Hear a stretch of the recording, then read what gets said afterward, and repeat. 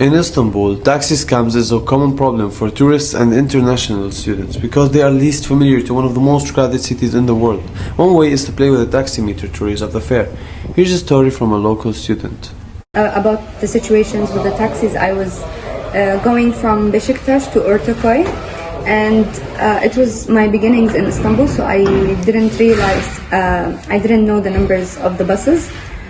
So I took the wrong bus and I reached to the middle of Ortaköy and I didn't know where I am.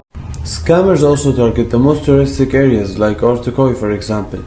So I stopped a taxi that apparently came out of a mall, and the moment I entered the car or the taxi, I smelled something weird, which was like alcohol and marijuana. I didn't smell safe, but I entered either ways because I didn't know.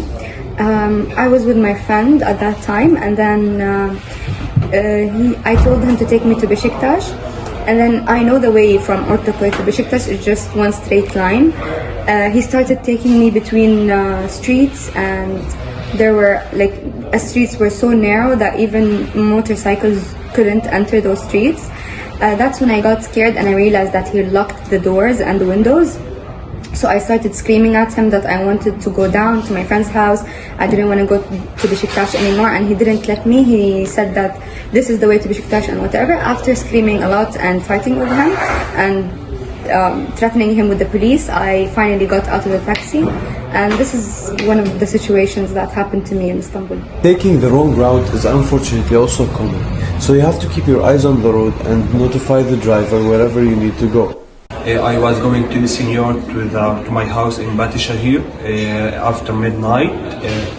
I was in my friend's house. While I'm going, I went to some taxis that it's some kind of weird, this taxi. There's a suspicious about it. While I'm going to the taxi, we already fighted about the money I gonna pay to him. He wanted me to pay him now. I told him no. After we arrived, I checked the price. And he said okay in the end. Situations like these occur less when you're using apps like Uber or Taxi in Istanbul. When we went there, he starting threatening me. I hold an iPhone that time, and he put a knife. He get a knife and hold it in my neck and said, "Give me your phone and open it." And I couldn't do anything. I just listened to him. I opened the phone, and he stole from me around $50, and also he took from me around 1,000 Turkish lira. And he just, when I went outside of the taxi in the middle of the street, he just turned away with a car. I couldn't do anything.